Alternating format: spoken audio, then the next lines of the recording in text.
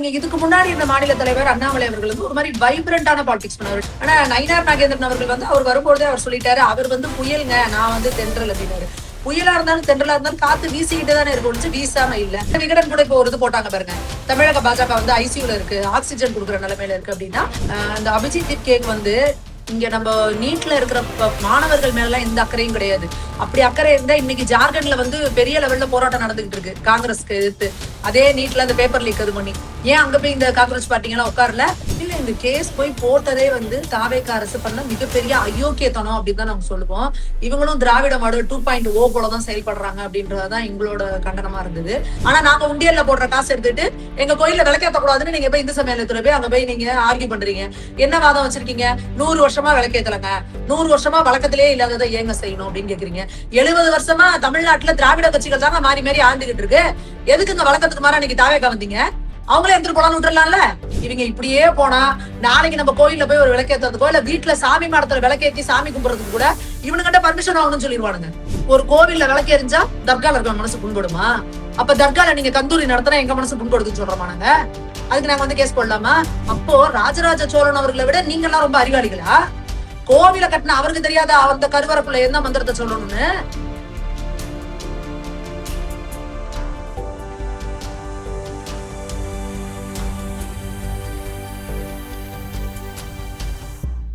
வணக்கம் தென்னவன் மீடியா நண்பர்களே. இன்றைக்கு நம்முடன் அரசியல் விவாதத்தில் இணைந்திருப்பவர் திருமதி சுமதி மேகவர்ணம் அவர்கள். அவர்களை வரவேற்போம். வணக்கம் மேடம். வணக்கம் மேடம், எப்படி இருக்கீங்க? நல்லா இருக்கேன், நீங்க எப்படி இருக்கீங்க? நல்லா இருக்கேன். நேயர்களே, உங்கள்கிட்ட ஒரு அன்பான வேண்டுகோள், நம்ம சேனலுக்கு நீங்க சப்ஸ்கிரைப் செய்து ஆதரவு தருமாறு கேட்டுக்கொள்வோம். இப்ப வாங்க நம்ம விவாதத்துக்கு போவோம். சுமதி ஜி, இப்ப என்னன்னா ஒரு முக்கியமான விஷயம் நடந்திருக்கு. தேசிய அளவுல பாஜகவை பாதிக்கிற அளவுக்கு.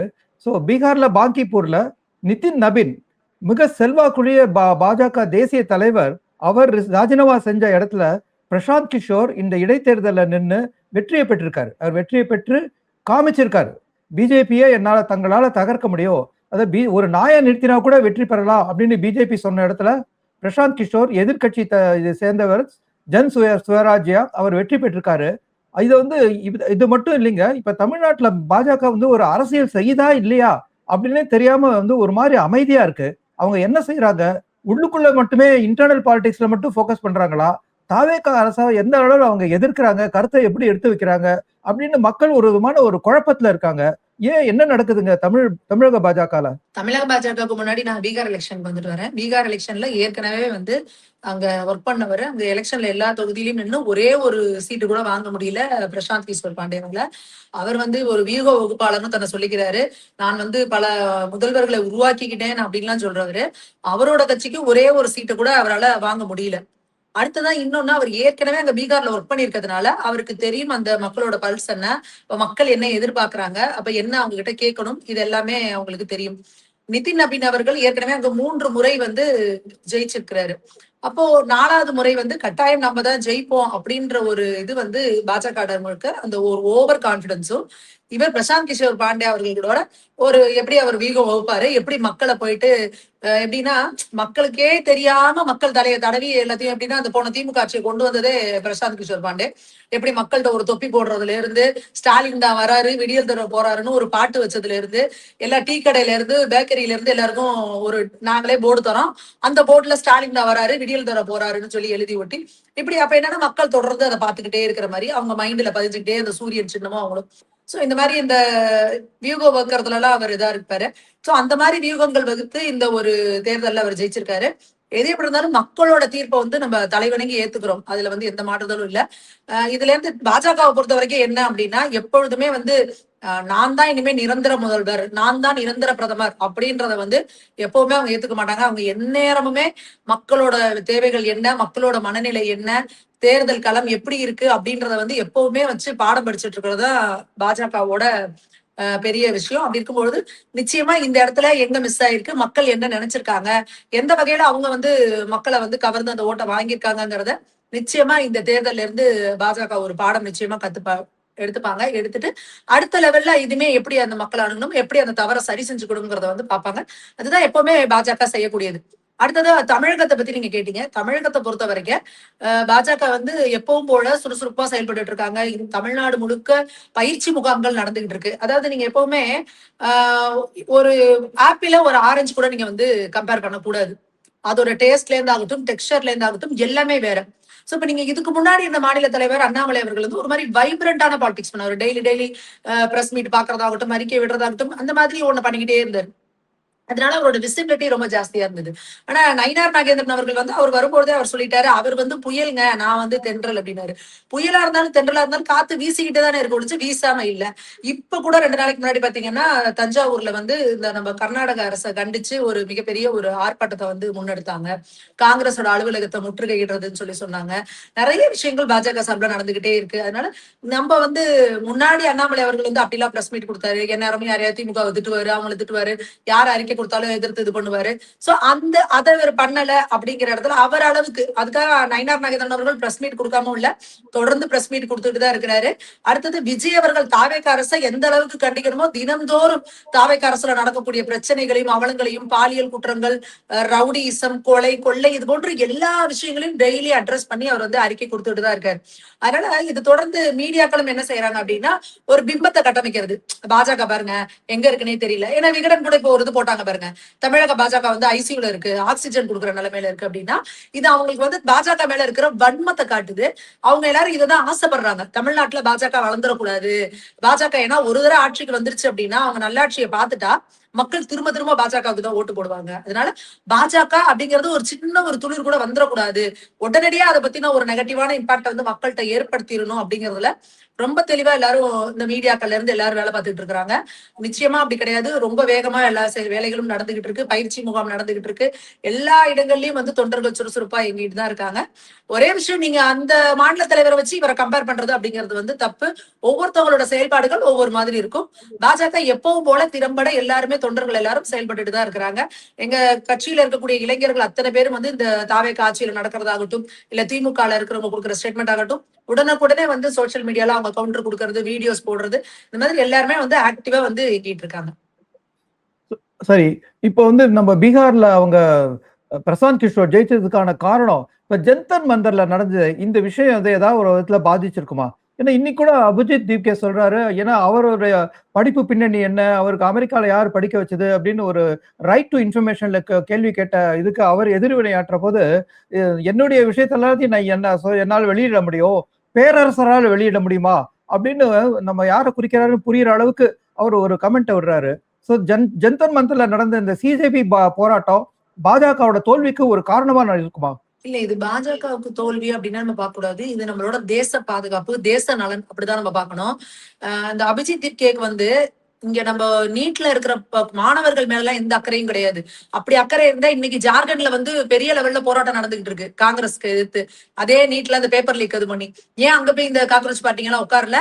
அதே போல இது என்ன வார்த்தை, பேரரசர் அப்படிங்கிறது, மோடிஜி அவர்களை வந்து கிண்டல் பண்றது, அவர் ஃப்ரெண்ட்ஸ் அப்படின்னு சொல்றதை வந்து கேலி பண்றது, மாத்தி அவரை இது பண்ணி வீடியோ போடுறது, ட்ரோல் பண்றதுன்னா அப்ப நீங்க இழிவுபடுத்திட்டு இருக்கிறது ஒரு பாரத பிரதமரை. அப்ப பாரத பிரதமரை இழிவுபடுத்துறீங்கன்னா இங்க பாரத தேசத்தை இழிவுபடுத்துறீங்க. பேரரசர்னா அவர் என்ன தன்னைத்தானே சர்வாதிகாரியா முடிசூட்டிக்கிட்டு இனிமே இங்க ஜனநாயக சிஸ்டமே கிடையாது, ஓட்டு எல்லாம் யாருமே போடக்கூடாது, சாகர வரைக்கும் நான் தான் பிஎம் அப்படின்னு தன்னை வந்து பிரகடனப்படுத்திக்கிட்டாரா? என்ன பேச்சு பேசுறீங்க? பேரரசரால வெளியிட முடியாதுன்னா என்னங்க அவரை பத்தி வெளியிட வாழ்க்கை? அவர் வாழ்க்கை ஒரு திறந்த புத்தகம் போல. குஜராத்ல அவர் எப்படி வாழ்ந்தாரு, ஒரு ரயில்வே ஸ்டேஷன்ல நான் டீ வித்துக்கிட்டு இருந்தேன்னு சொன்னாரு, RSSல ஒரு கடைக்கோடி தொண்டனா எப்படி வேலையெல்லாம் பார்த்தாரு, அந்த யாத்திரையில ஏக்நாத் யாத்திரையில வந்து எப்படி எல்லா இடத்துலயும் வேலை செஞ்சாரு, காஷ்மீர்ல போய் கொடியேற்றுறதுக்கு என்ன பண்ணாரு, எல்லாருக்குமே தெரியுமேங்க.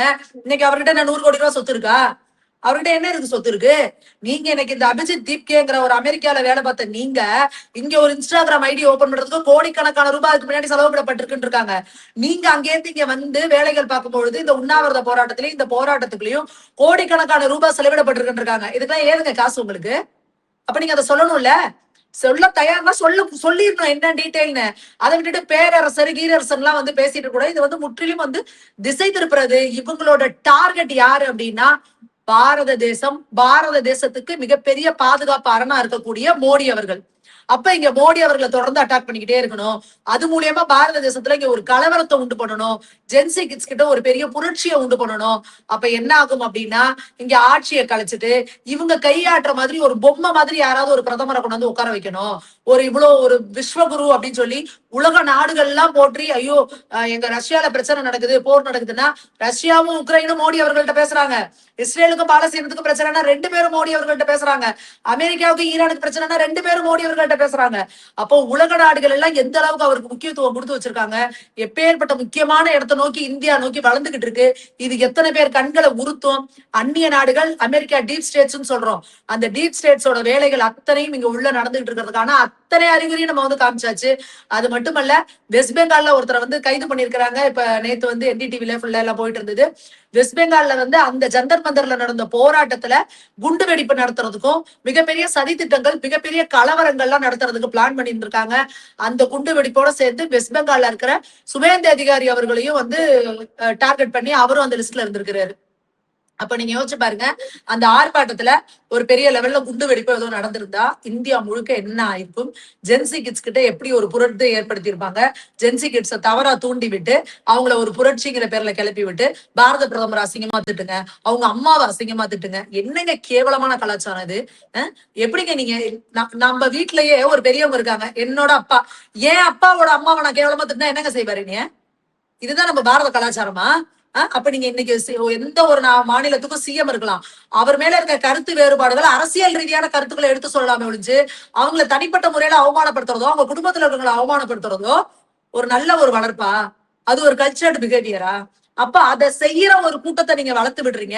அந்த கூட்டத்துல இருந்த பசங்க எல்லாம் என்ன சொல்றாங்கன்னா, எங்க பக்கத்துல நின்று அந்தவங்க எல்லாம் எங்களை பேச தூண்டுனாங்க அந்த மாதிரி அப்படின்னு அந்த பெண்ணே சொல்லியிருக்கு. அப்போ நீங்க அந்த மாதிரி அந்த எமோஷனலா இருக்கக்கூடிய இளைஞர்களை பக்கத்துல வச்சுக்கிட்டு அவங்கள நீங்க இப்படி எல்லாம் பக்கத்துல நின்றுகிட்டு மோடியை கேவலமா பேசலாம், அமித்ஷாவை கேவலமா பேசலாம், அப்ப எல்லாரும் பேசுறாங்க நம்மளும் பேசுவோம் அப்படின்லாம் அவங்களை தூண்டி விட்டு பேச வச்சு இங்க நீங்க என்னத்தை சாதிச்சீங்க யோசிச்சு பாருங்க. எந்த ஒரு இந்திய குடிமகனாவது ஏத்துப்பாங்களா நம்மளோட பாரத பிரதமரையும் அவங்களோட தாய், மறைந்த தாயும் இப்படி இழிவா பேசுறத? அப்ப இவங்களோட டார்கெட் என்ன அப்படின்னா, இப்படி எல்லாம் ஏதோ ஒரு குளறுபடி பண்ணி இந்தியாவில ஒரு பெரிய பிரச்சனையை உண்டு பண்ணணும், இந்தியாவில ஒரு பெரிய கலவரத்தை தூண்டணும் அப்படிங்கறதுதான் இவங்களோட பெரிய டார்கெட். இவங்களோட டார்கெட் மோடி அவர்கள் கிடையாது, பாரத தேசம். அந்த பாரத தேசத்தை பாதுகாக்கணும்னு வந்து நிக்கிறாருல்ல. எப்பவுமே ஒரு தேசத்துக்குள்ள என்ட்ரி ஆகிற என்ன பண்ணுவான், யார் போர் புரியுறானோ அந்த சிப்பாயை காவலாளி தான் அடிப்பான். அப்ப அவனுக்கு போர் புரியறவங்களுக்கு பிரச்சனை கிடையாது, அவனுக்கு தேவை அந்த தேசம் காலியாகணும். அப்போ இன்னைக்கு இவங்க எல்லாரோட டார்கெட்டும் ஏன் மோடி அவர்களா இருக்கிறாங்க அப்படின்னா, இவங்க யாருக்கும் மோடி அவர்கள் மேல எந்த தனிப்பட்டதும் கிடையாது. இந்த பாரத தேசத்தை பெரிய லெவல்ல வளர்த்து கொண்டு போறேன்னு இந்த மனுஷன் சொல்றாரு. நாங்க இந்தியாவை வந்து ஃப்ரெஜைல் ஃபைன் எந்நேரம் உடஞ்சு போயிருங்கிற மாதிரி காங்கிரஸ்ல வச்சிருந்தாங்களே, இன்னைக்கு ஒரு வளர்ந்த பொருளாதாரமா 5வது இடத்துல இருந்து 3வது இடத்தை நோக்கி வேகமா போயிட்டு இருக்கு. இங்க மேக் இன் இந்தியால எதுவுமே பண்ண முடியாது, வெள்ளக்காரன் எங்களை விட்டுட்டு போயிட்டானா குண்டூசி கூட செய்ய முடியாதுன்னு மக்களை நம்ப வச்சிருந்தோம். இன்னைக்கு எப்படி ஹைட்ரஜன் இதுல இருந்து வந்தே பாரத் ட்ரெயின்ல இருந்து மேக் இன் இந்தியா திட்டத்துல இந்தியாலேயே உருவாக்குறாங்களே. அதுக்கப்புறம் விஞ்ஞானிகள் வச்சு ராக்கெட் எல்லாம் விடுறாரு, எல்லாமே இங்க செய்யறாங்க. இந்தியா இதோட மூணோட சவுத் போலுக்கு போயிருக்கு நம்மளோட இது சேட்டலைட். இதெல்லாம் எவ்வளவு பெரிய சாதனை. இதெல்லாம் செய்வாங்கன்னு நீங்க நம்புனீங்களா இந்தியாவை? அப்போ இந்தியா வந்து ஒரு வளர்ந்த பொருளாதாரமா ஆயிட்டு இருக்கு, உலக நாடுகள் வியந்து பாக்குற அளவுக்கு போயிட்டு இருக்கு. அப்படிங்கும் பொழுது அது பல பேரோட கண்ணை உறுத்துது. அப்ப இந்தியா வளரக்கூடாது. ஏன்னா இந்தியாவோட கலாச்சார செறிவும், நம்மளோட குடும்ப அமைப்பு, நம்மளோட பினான்சியல் ஸ்ட்ரக்சர், நீங்க யோசிச்சு பாருங்க, கோவிட் வந்தப்போ உலக நாடுகள் எல்லாம் சதறி போனாங்க. ஆனா நாம ரொம்ப அழகா சேஃபா வந்தோம். ஏன்னா நம்ம எல்லாருக்குமே சேவிங்ஸ்ங்கிற ஒரு ஹாபிட் இருந்தது. நம்ம பெண்கள் அஞ்சரை பெட்டியிலயும் அடுத்த பாடலையும் சேவிச்சு வச்சிருந்ததை எடுத்தே கொரோனா காலத்தை ஓட்டணும். சோ அந்த மாதிரி நமக்கான ஒரு கல்ச்சர் பேஸ் இருக்கு. நம்மளோட குடும்ப அமைப்பு யோசிச்சு பாருங்க. இன்னைக்கு ஏன் இங்க ஜென்சி புரட்சி அவனால உண்டு பண்ண முடியல? 8 மணிக்கு மேல வீட்டுல வெளியே வந்தா எங்கடா இருக்கா அப்பா கிட்ட மிரட்டி உள்ள கூப்பிட்டுருவாரு. அப்ப அந்த இளைஞர்களை நீங்க மித்த இதுல இருக்கிற மாதிரி எல்லாம், மித்த கண்ட்ரில இருக்க மாதிரி நீங்க இது பண்ண முடியாது. ஆனாலும் நீங்க என்ன பண்றீங்க, நயவஞ்சகமா கொல்ல பக்கமா உள்ள போடுற மாதிரி, ஜன்னல் வழியா ஏறி குதிக்கிற மாதிரி இன்னைக்கு எல்லா இளைஞர்களும் எந்நேரமும் இன்ஸ்டாகிராம்ல இருக்கான். அப்ப இன்ஸ்டாகிராம்ல அவங்கள ஒன்றிணைக்கிறது, இன்ஸ்டாகிராம்ல ஒரு குரூப் கிரியேட் பண்றது, இன்ஸ்டாகிராம்ல தேசத்துக்கு எதிரான, பாரத பிரதமருக்கு எதிரான தகவல்கள் எல்லாத்தையும் ஃபுல்லா மெசேஜ் அனுப்பி அவங்கள வந்து நீங்க மூலச்செலவை பண்றது, நீங்க அவங்கள வந்து ஃபுல்லா வந்து இது பண்றீங்க, அவங்க மண்டையில விஷத்தை ஏத்துறீங்க. அப்போ இங்க இருக்கிற பெற்றோர்களோட நம்மளோட கடமையும் இதுல நிறைய இருக்கு. நாம இங்க ஒரு சுதந்திரம் வாங்குறதுக்கு எவ்வளவு கஷ்டப்பட்டு இந்த சுதந்திரத்தை வாங்கணும். அப்ப அந்த சுதந்திரத்தை காப்பாத்துறதுக்கு நம்ம எல்லாரோட கடமையும் எவ்வளவு இருக்குன்றத நம்ம குழந்தைங்கிட்ட நம்ம உட்கார்ந்து பேசணும். அதுதான் இதுக்கான ஒரு தீர்வா இருக்கும். மேடம், நீங்க வந்து ஒரு முக்கியத்துவத்தை பத்தி பேசுற போது பிரதமர் மோடிக்கு உலக அளவுல இருக்கிற முக்கியத்துவத்தை ரொம்ப அழகா எடுத்து சொன்னீங்க. ஆனா இப்ப நம்ம எடுத்துக்கிட்டோம்னா, உமா ஆனந்தன் அவர்கள் இங்க தென் சென்னையில ஒரு வார்டுல ரொம்ப சிறப்பா பணி செஞ்சு ஒரு முக்கியமான கட்டத்துல பொறுப்புல இருக்காங்க. அவங்க ரொம்ப சிறப்பா வேலை செய்றாங்க. பாஜகவுல மக்களுக்கு ஒரு தெரிந்த ஒரு பெண் தலைவர் கூட அவங்க சொல்றாங்க, பாஜகவுல எனக்கு எனக்கு மதிக்கிறதே இல்ல. எனக்கு மதிப்பு இல்ல பாஜகவுல. அப்படின்னு சொல்றதோட இல்லாம நம்ம சில பாஜக தலைவர்கள் வந்து அவங்கள ஆனந்தன் அவர்களை வந்து பாஜக விட்டு நீக்கணும் அப்படின்னு எக்ஸ்ல எல்லாம் பதிவு செய்யறத பார்க்க முடியுது. என்ன நடக்குது பாஜகவுல? இல்ல இத நீங்க பாஜகன்னு பார்க்க கூடாது. பொதுவா அரசியல் அப்படின்னு எடுத்துட்டீங்கன்னாவே, பெண்களுக்கு வந்து அரசியல் வந்து அப்படியே வந்து கேக் வாக் அப்படின்லாம் சொல்ல முடியாது. யாரும் நம்மள ரெட் கார்பெட் விரிச்சுலாம் வந்து இது பண்ண மாட்டாங்க. நம்ம என்னதான் நம்ம சோசியல் ஈக்குவாலிட்டி, ஜெண்டர் ஈக்குவாலிட்டி இதெல்லாம் பேசிட்டா கூட, ஒரு பெண்ணின் கீழ இயங்குறதுக்கு அப்படின்றது வந்து இங்க இருக்கிற எந்த ஆண்களுக்குமே வந்து ஒரு பெரியதா இருக்கும். ஆனா பாஜக எப்பவுமே பெண்களுக்கு முக்கியத்துவம் குடுப்பாங்க. டெல்லியில இருக்கிற தலைமையில வந்து பாத்தீங்கன்னா, நெறைய பெண் தலைவர்கள உருவாக்குவாங்க. பெண் தலைவர்கள என்கரேஜ் பண்ணுவாங்க. இது எல்லாமே நடக்கும். பொதுவா நீங்க அரசியல் தளம் அப்படின்னு எடுத்துட்டீங்கன்னாவே, ஒருத்தவங்க பிரபலம் ஆகுறாங்க அப்படின்னா, அப்ப அவங்கள வந்து இது ஷேடோ பண்றதுக்கு எப்படி வேலைகள் இருக்கும் அப்படிலாம் நடக்கும். சோ அப்போ உமானந்தன் அம்மா வந்து அவங்க எப்படி சிறப்பா செயல்படுவாங்க, அவங்க எந்த அளவுக்கு ஒரு பியூர் ஒரு இந்துத்துவ ஐடியாலஜி உள்ளவங்க, எப்பேற்பட்ட டெம்பிள் ஆக்டிவிஸ்ட், கோவில்களுக்காகலாம் எவ்வளவு தூரம் இறங்கி வேலை பார்ப்பாங்க எல்லாமே நமக்கு தெரியும். ஆனா அம்மா அவங்க வந்து பேசின வீடியோவும் நான் வந்து பார்த்தேன். சோ இது எல்லா இது பாஜகன்னு சொல்ல முடியாது, எல்லா கட்சிகள்லயுமே இது வந்து இருக்கிறதா செய்யுது. பெண்களுக்குன்னு கிடையாது, ஆண்களுக்குமே இது நடக்கதா செய்யுது. எப்பவுமே நீ முந்தியா நான் முந்தியா, ஏன்னா நம்ம வீட்லயே வந்து சொல்லிப்போம். ஒரு மாமியாருக்கும் மருமகளுக்கும் ஒரு பிரச்சனைனா, பாரு உங்களுக்குள்ள பாலிடிக்ஸ் அப்படின்னு சொல்லுவோம். ஒரு மாமியாருக்கு நாத்தனாருக்கு ஒரு பிரச்சனைனா உங்களுக்குள்ள பாலிடிக்ஸ் சொல்லுவோம். அப்ப வீட்டுக்குள்ளேயே ஒரு பாலிடிக்ஸ் இருக்குன்னா, பாலிடிக்ஸ்ல எப்படி பாலிடிக்ஸ் இருக்கும்? அப்ப இங்க பாலிடிக்ஸ பொறுத்த வரைக்கும் யாரையும் இங்க வளர்த்து விடுறதுக்கோ, யாரையும் அப்படியே தூக்கி விடுறதுக்காக வரல. இங்க எல்லாருமே எப்படி நான் முன்னாடி ஓடணும், என்ன பிரபலப்படுத்திக்கணும் அப்படின்றத பாக்குறாங்களே ஒழிஞ்சு, இன்னொருத்தவங்க பிரபலம் ஆனாங்கன்னா அதனால பயப்படக்கூடிய விஷயங்களும் இங்க நடக்குது. சோ அப்படி இல்லாம தான் மேல முழுசா நம்பிக்கை இருக்கிறவங்க நிச்சயமா இன்னொருத்தவங்களை பார்த்து பயப்பட மாட்டாங்க. அப்போ எந்த இடத்துலயுமே வந்து பெண்களை வந்து நிறைய இடத்துல ஹைலைட் பண்றது வந்து பெரிய அளவுல கட்சிக்கு உதவும். அம்மா வந்து அதை சொல்லியிருக்காங்க. அது என்ன அப்படின்றத வந்து தலைமை நிச்சயமா கேட்டு என்னன்றத பார்ப்பாங்க.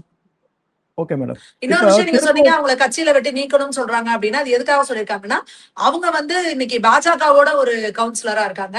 பாஜகவோட மெம்பரா இருக்காங்க. அப்படி இருக்கும் பொழுது எப்பவுமே கட்சியோட கட்டுப்பாடு அப்படின்னா என்னன்னா, கட்சியோட தலைமைக்கு கட்டுப்படுறது அப்படிங்கறதுதான் நம்மளோட மெயின் இது.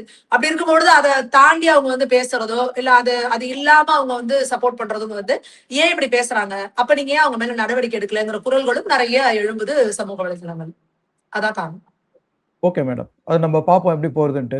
ஸோ இப்ப திருப்பரங்குன்றம் தீபத்தூண். அதுல வந்து நமக்கு தெரியும் மதுரை உயர்நீதிமன்றம் வந்து தீபம் ஏத்தணும் அப்படின்னு சொல்லிச்சு. அத வந்து ஏத்தாம இருந்தாங்க. அது வந்து அப்புறம் தமிழக அரசு வந்து அதுக்கு தடை வாங்கிச்சு. இடைக்கால தடை. இப்போ வந்து இன்னைக்கு வந்து சுப்ரீம் கோர்ட் வந்து அந்த இடைக்கால தடைய வந்து நீக்கிட்டு, இத வந்து உயர்நீதிமன்றம் சொல்லபடி சீக்கிரமா செய்யணும். ஏன் நீங்க மேல்முறையீடு செய்யறதுக்கே இவ்வளவு 6 மாசம் ஆக்கிட்டீங்க அப்படின்னு கேட்டிருக்காங்க. எப்படி பார்க்குறீங்க இந்த தகவல? இல்ல இந்த கேஸ் போய் போட்டதே வந்து தாவேக அரசு பண்ண மிகப்பெரிய அயோக்கியத்தனம் அப்படின்னு தான் நாங்க சொல்லுவோம். இவங்களும் திராவிட மாடல் 2.0 போலதான் செயல்படுறாங்க அப்படின்றதுதான் எங்களோட கண்டனமா இருந்தது. ஏன்னா ஏற்கனவே சுவாமிநாதன் அவர்கள் வந்து ஒரு தீர்ப்பு கொடுத்ததுக்கு அப்புறம் நீங்க திருப்தி இல்லாம திருப்பி இன்னொரு டிவிஷன் பெஞ்சுக்கு போய் அந்த டிவிஷன் பெஞ்ச்லயும் அதே தீர்ப்பு தான் கொடுத்திருக்காங்க. பொதுவா ஒரு தீர்ப்புல கான்ட்ராடிக்ஷன் வருது அப்படின்னா அடுத்த ஒரு இதுக்கு போகும்பொழுது அதுல 3 பேர்ல யாராவது ஒருத்தர் ஒரு மாறுபட்டு ஒரு கருத்தை சொல்லியிருந்தா அப்ப அதுல பிரச்சனைங்களாம். அப்ப அந்த 3 பேருமே ஒரே கருத்தை சொல்லியிருக்காங்க. தீபம் ஏத்துறதுனால எந்த பிரச்சனையும் இல்லைன்னு சொல்லியிருக்கும் பொழுது நீங்க திரும்ப உச்ச நீதிமன்றத்துக்கு போறீங்க அப்படின்னா உச்ச நீதிமன்றத்துக்கு யாரோட காசு எடுத்துக்கிறீங்க? இந்து சமயத்துறை நாங்க உண்டியல்ல போடுற காசு எடுத்துட்டு போறீங்க. அப்ப உண்டியல்ல நாங்க எதுக்கு காசு போடுறோம்?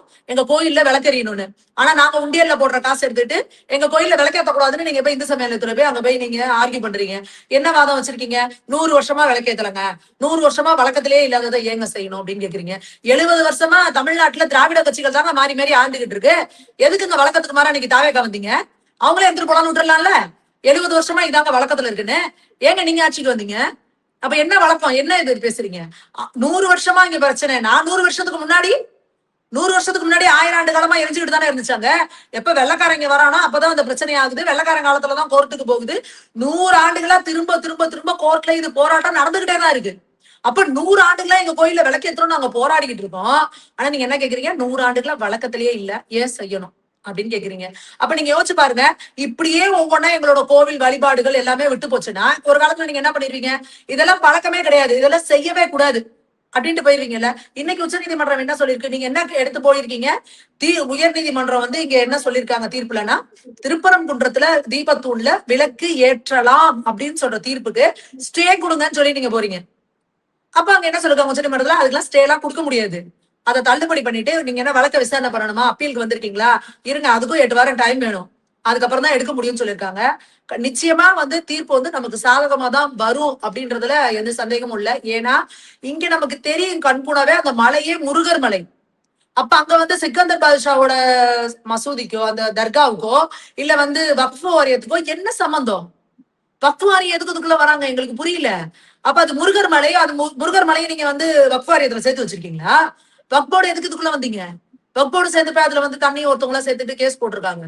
அப்போ இந்துக்கள், இங்க தமிழக இந்துக்கள் புரிஞ்சுக்கணும், நம்மளோட கோவில்களும் நம்மளோட வழிபாட்டு முறைகளும் நம்மளோட கலாச்சாரமும் பண்பாடும் எவ்வளவு பெரிய ஆபத்துல இருக்கு அப்படின்றத புரிஞ்சுக்கணும். இவங்க இப்படியே போனா நாளைக்கு நம்ம கோயில்ல போய் ஒரு விளக்கேற்றதுக்கோ இல்ல வீட்டுல சாமி மாடத்துல விளக்கேற்றி சாமி கும்பிடுறதுக்கு கூட இவனுங்கிட்ட பர்மிஷன் ஆகணும்னு சொல்லிடுவானுங்க.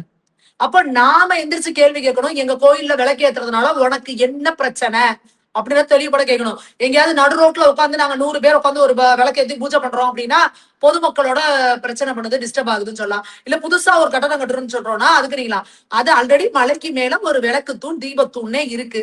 அதுக்கு என்ன தேவை? ஒரு 2 லிட்டர் எண்ணெய், ஒரு திரி கொண்டு போட்டா விளக்கு எறிய போகுது. இதனால யாருக்கு எப்படி மனசு புண்படும் எங்களுக்கு புரியல. ஒரு கோவில்ல விளக்கு எரிஞ்சா தர்கால இருக்கிற மனசு புண்படுமா? அப்ப தர்கால நீங்க கந்தூரி நடத்தினா எங்க மனசு புண்படுதுன்னு சொல்றோமா நாங்க? அதுக்கு நாங்க வந்து கேஸ் போடலாமா? கந்தூரி விழா நடத்துறீங்களா தர்கால? முருகன் மலை மேல எப்படிங்க அவருக்கு எப்படிங்க இடம் வந்துச்சு? சிக்கந்தர் எதுக்குங்க வந்தாரு சொல்லுங்க? இல்ல இஸ்லாமியர்கள் எல்லாரும் தர்கா வழிபாடை ஏத்துக்கிறாங்களா? இஸ்லாமியர்கள் மசூதிக்கு தான் போவாங்க, தர்காவுக்கு போக மாட்டாங்க. அங்கேயே ஒரு 2 பிரிவினை. அவங்க வந்து அல்லாவை தவிர வேற யாரும் கும்பிட மாட்டேன்பாங்க. இஸ்லாமியர்கள் எல்லாரும் சிக்கந்தர் பாதுஷா வந்து கும்பிடுவாங்களா? அதுலயே கேள்வி இருக்குல்ல. அந்த இதுக்குள்ளலாம் நீங்க போக மாட்டீங்க. ஆஹா பிரிவினைவாதம், இது இந்துக்களுக்குன்னா சனாதனம்னா எல்லாரும் வரிஞ்சு கட்டிட்டு வந்துருவாங்க.